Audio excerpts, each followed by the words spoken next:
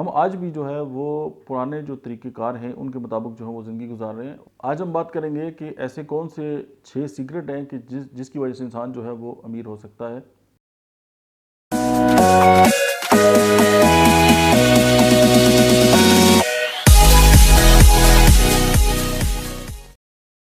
बिस्मिल्लाहिर्रहमानिर्रहीम, अस्सलाम वालेकुम। आज हम बात करेंगे कि ऐसे कौन से 6 सीक्रेट हैं कि जिसकी वजह से इंसान जो है वो अमीर हो सकता है। हम आज भी जो है वो पुराने जो तरीक़ेकार हैं उनके मुताबिक जो है वो ज़िंदगी गुज़ार रहे हैं और जो हम मतलब है कि गुर्बत की तरफ ज़्यादा इसीलिए है कि हमें जो पैसे कमाने हैं उनके नए तरीके नहीं आते और हमें अंदाज़ा नहीं होता कि हम किस तरह से जो है वो अर्निंग ज़्यादा कर सकते हैं। हम यही समझते हैं जी कि हमने स्कूल जाना है, हमने पढ़ना है, हमने डिग्री लेनी है और हमने जो है वो सुबह 9 से 5 तक जो है वो नौकरी करनी है और उसी तरह जो है वो ज़िंदगी से चले जाना है और यही ज़िंदगी का चक्कर होता है। और उसी चक्कर में जो है वो गवर्नमेंट को भी ब्लेम करते रहते हैं और मुख्तलिफ इदारों को भी कि जी बस नौकरियाँ नहीं और ये नहीं और वो नहीं है। ये सारी वो ब्लेम गेम है जो हमें अमीर नहीं मतलब होने नहीं देती। उसकी वजह कि हमारे ज़हन के अंदर एक मिथ है या हमारा एक माइंड सेट है जो फिट हो चुका है। अब उसमें जो दुनिया में पैसे कमाने के जो है वो बहुत सारे नए तरीके हैं जिससे हम आगे बढ़ सकते हैं। अब आप देखें एनएफटीज़ आई हैं और बहुत सारे लोग उस तरफ चले गए हैं, तो दुनिया में पैसे कमाने का ये भी तरीका है। और इस तरह की बहुत सारी नई से नई चीज़ें जो आ रही हैं वो आप अडॉप्ट कर सकते हैं और आगे जो है वो बढ़ सकते हैं। आज इस वीडियो में हम ऐसे 6 तरीकों के बारे में बात करेंगे कि अगर आप इनको अडॉप्ट करें तो उससे ये है कि आप जो है वो अमीर हो भी सकते हैं और अगर अमीर हैं तो अमीर आप रह भी सकते हैं। सबसे पहले ये है कि आप अपनी जो ज़ात है उसको सबसे पहले जो है वो पे करें। होता क्या है कि जब हम पैसे कमाते हैं और फिर हम ऐसी चीज़ें ख़रीदते हैं कि जो मतलब है कि वक्ती तौर पे तो हमें लगता है कि हमारी जो ख्वाहिशात है उनकी तकमील हो गई है, लेकिन हम अपने लिए जो है वो कोई सेविंग जो है वो नहीं करते। क्योंकि अगर आपने अपने आप को पे नहीं किया या आपने अपनी खुद सर्विसेज को अप्रिशिएट नहीं किया या अपने लिए जो है वो कुछ चीज़ों को बचा के नहीं रखा तो आप ये समझ जाएंगे आप बहुत जल्द गरीब होने वाले हैं। नंबर 2, आप जो आपके मेंटोर हैं आप उनसे हेल्प लें। अब देखिए कोई भी इंसान हर बात का जो है वो मास्टर नहीं हो सकता और या अक्ल कुल नहीं हो सकता। अगर कोई मार्केटिंग का बंदा है तो वो मार्केटिंग उसको आती होगी, जिसे हम प्रोफेशनली इंटेलिजेंस भी कहते हैं कि हर इंसान जो अपने प्रोफेशन में काम करता है अगर वो मेहनत करता है तो अपने जो प्रोफेशन है उसके अंदर जो है वो बहुत ज़्यादा ज़हीन होगा और आप उससे उसका मशवरा ले सकते हैं। अगर आप कोई मखसूस काम करते हैं तो आप अपने काम में तो बेहतर हो सकते हैं, लेकिन कोई ऐसी चीज़ जैसे अगर मनी मैनेजमेंट है या और मैनेजमेंट की जो चीज़ें हैं या कोई ऐसा सब्जेक्ट है जो आपका नहीं है, तो उसके लिए आपको एक मखसूस जो माहिर आदमी है उससे राय लेनी होगी। उस राय लेने का फ़ायदा ये है कि आप जो है अपना बहुत सारा टाइम बर्बाद करने से बच जाएंगे और आपके जो बहुत सारे पैसे हैं वो खर्च होने से बच जाएंगे। अब अगर आप नए से नए तजर्बा करते रहें या वॉरेन बफे कहते हैं कि आप दोनों पाँव से जो है ना वो खला को न टच करें। अगर मैं भी कि खला ना हो तो फिर आप मुँह के बल ज़मीन पे आएँगे।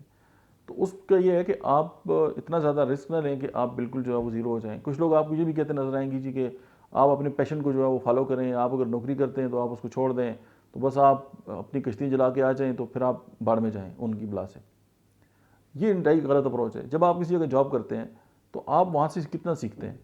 अब मैंने 12 साल फार्मास्यूटिकल में जॉब की है, वो पाकिस्तान की और मल्टीनेशनल जो कंपनीज़ हैं उनके साथ, और मैंने उन लोगों से बहुत कुछ सीखा है। जो हमारी मैनेजमेंट थी, जो कंपनी की अप्रोच थी, जो उनकी फ़िलासफ़ी थी, जो उनकी ट्रेनिंग्स थी, तो ज़ाहिर है वो सीख के मैं अब अगर काम कर रहा हूँ तो मैं बहुत बेहतर तरीके से काम कर रहा हूँ। बजाय इसके कि मैं जॉब ना करता या मैं सीखता ना, तो मैं कहता जी कि नहीं, मैं तो बगैर जॉब की जो है वो अकल हूँ। इट्स टोटली रॉन्ग अप्रोच, और जो लोग इसकी तबलीग भी कर रहे हैं वो बिल्कुल गलत कर रहे हैं। और अगर आप ऐसा करेंगे भी तो आप जो है इतना बड़ा रिस्क लेंगे कि उसकी स्टेक पे आपकी जो है वो आपकी प्रोफेशनल लाइफ है वो भी हो सकती है और आप जो है वो अपनी फैमिली के लिए एक लायबिलिटी जो है वो बन सकते हैं। तीसरा जो एक पॉइंट है वो ये है कि आप अपने जो पैसे हैं आपके पास, आप उनको इस तरह की जगह इन्वेस्ट करें या कोई ऐसी जगह पे लगाएं जिसमें उसकी वैल्यू में इजाफा हो। नहीं ये कि आप ऐसी जगह पे लगा दें कि वो पहले से भी जो है वो ड्रॉप हो जाए, क्योंकि जो पैसे हैं बार कैप उनकी डिवैल्यू ज़रूर होते हैं। उसकी वजह इन्फ्लेशन होती है। इन्फ्लेशन को अगर हम उर्दू में कहें तो महंगाई का नाम है। जो महंगाई बढ़ती जाएगी तो आपकी जो बाइंग कैपेसिटी है वो कम होती जाएगी। तो फिर ये है कि आप अपने ज़रा पैसों को जो है वो ड्रॉप करते जाएंगे और वक्त आएगा कि उनकी उस तरह की वैल्यू नहीं होगी कि जिस तरह आप किसी चीज़ को भी ख़रीद सकते हैं। जैसे आप आज से अगर 10 साल पहले अगर एक 10 लाख से कोई चीज़ ख़रीद सकते थे तो आज वो 10 करोड़ में भी आप नहीं ख़रीद सकते, क्योंकि इन्फ्लेशन हो चुकी है, महंगाई हो चुकी है और वो चीज़ों की जो बाइंग कैपेसिटी आपकी कम हो चुकी है। तो पैसों को सोच समझ कर भी ऐसी जगह इन्वेस्ट करें कि जिससे वो बढ़ें। उसके बाद पॉइंट नंबर 4 जो ये है कि आप जो लायबिलिटी है उनको बाय करने से जो है वो गुरेज करें। अब लायबिलिटी क्या होती है? लायबिलिटी वो है कि जिसकी देख रेख पे, जिस पे एक्सपेंस इतने आते हैं कि आपको जो है वो आपके ऊपर एक लायबिलिटी बनी हुई है और आप उसके लिए पे करते हैं। फॉर एग्जांपल आप आप रेंटेड कोई चीज़ ऐसी लेते हैं कि जिसका बहुत ज़्यादा रेंट है और आपको वो हर महीने जो है वो देना पड़ रहा है, या आपने कोई मतलब है कि किस्तों में कोई चीज़ खरीद ली और आपको उसके साथ इंटरेस्ट देना पड़ रहा है, तो वो लायबिलिटी जो है जिससे आपके पास पैसे जा रहे हैं और आपको समझ नहीं आ रही, लेकिन वो गैर महसूस तरीके से जो है वो आपके पैसों को जो है वो कम कर रहे हैं। तो कोशिश करें कि कोई इस तरह की चीज़ खरीदें कि जिससे आपको उसके ऊपर या उसकी देखभाल के ऊपर जो है बहुत ज़्यादा इन्वेस्टमेंट ना करनी पड़ जाए।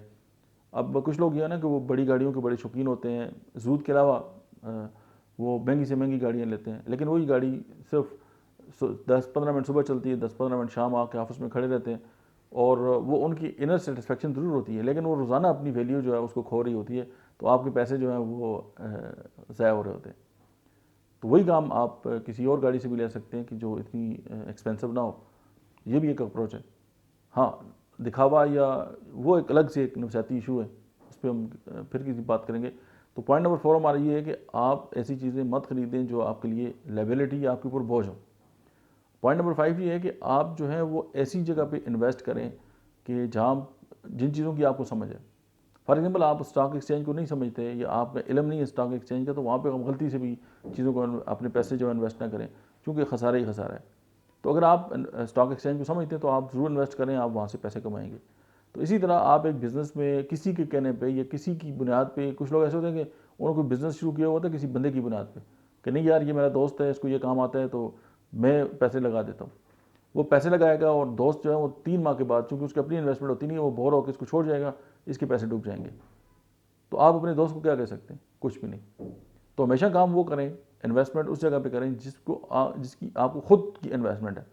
मैंने खुद ऐसी बहुत सारी जगहों पे पैसे इन्वेस्ट किए हैं जो चूँकि मैं उनको मैनेज नहीं कर सकता था या मैं क्लिनिक से नहीं उठ के जा सकता था, तो डेफिनेटली मुझे लॉस हुआ है।